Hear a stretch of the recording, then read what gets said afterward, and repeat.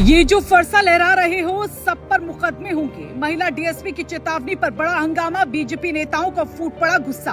परशुराम जयंती पर फिर गरमाया यूपी का माहौल। ब्राह्मण समाज की धार्मिक स्वतंत्रता पर आघात। बीजेपी नेता सुनील भराला का आया बड़ा बयान। योगी भी हुए परेशान। मेरठ में तो इस बार बहुत बड़ा हंगामा हो गया। योगी सरकार के लिए नहीं कम हो रही परेशानी, फिर सामने आई एक नई कहानी। ब्राह्मणों का मुद्दा फिर से यूपी सियासत में गूंजा, दिल्ली तक छाई चर्चा। अब क्या करेंगे योगी? जी हां, फिर एक बार ब्राह्मण समाज बुरी तरह से आहत हुआ है, क्योंकि मेरठ में परशुराम जयंती का जुलूस इस बार सिर्फ धार्मिक आयोजन नहीं रहा, बल्कि सियासी बवाल का कारण बन गया। जिस मौके पर आस्था और परंपरा का प्रदर्शन होना था, वहां अचानक पुलिस की सख्ती ने पूरे माहौल को बदल कर रख दिया। महिला डिप्टी एसपी सुचिता सिंह का एक बयान, जिसमें उन्होंने फरसा और डंडा लेकर चल रहे युवाओं को साफ चेतावनी दी कि सब पर मुकदमे होंगे। अब पूरे प्रदेश में चर्चा का विषय बन गया।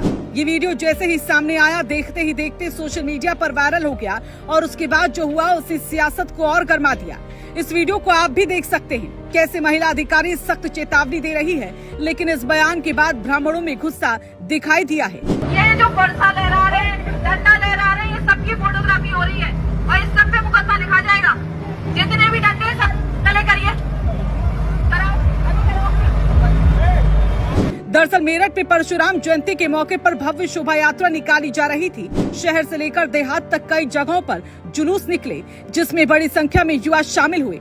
हाथों में फरसा, डंडे और परंपरागत प्रतीक लिए लोग अपनी आस्था का प्रदर्शन कर रहे थे। चौधरी चरण सिंह यूनिवर्सिटी के पास जब जुलूस पहुंचा, तभी ड्यूटी पर तैनात महिला डीएसपी सुचिता सिंह ने इसे रोक दिया। उन्होंने माइक संभालकर साफ शब्दों में कहा कि जो भी फरसा या डंडा लहरा रहे हैं, उसकी पहचान की जा रही है और सभी के खिलाफ मुकदमा दर्ज किया जाएगा। यहीं से पूरा मामला पलट गया। जो जुलूस शांतिपूर्वक आगे बढ़ रहा था, वो अचानक विवाद में घिर गया। डीएसपी की चेतावनी के बाद जुलूस में शामिल लोगों में नाराजगी बढ़ने लगी। कुछ लोगों ने इसे कानून व्यवस्था का मामला माना, लेकिन बड़ी संख्या में लोगों ने इसे सीधे सीधे आस्था से जोड़कर देखा। देखते ही देखते सोशल मीडिया पर प्रतिक्रियाओं की बाढ़ आ गई। कई लोगों ने इसे धार्मिक स्वतंत्रता पर हमला बताया, तो कुछ ने प्रशासन की सख्ती पर सवाल उठाए। इस पूरे विवाद ने सियासत को भी तेजी से अपनी गिरफ्त में ले लिया। बीजेपी नेता सुनील भराला का बयान सामने आया, जिसमें उन्होंने इसे ब्राह्मण समाज की धार्मिक स्वतंत्रता पर आघात बताया है और संबंधित अधिकारी पर कार्रवाई की मांग की। उनके इस बयान के बाद मामला और ज्यादा गर्मा गया।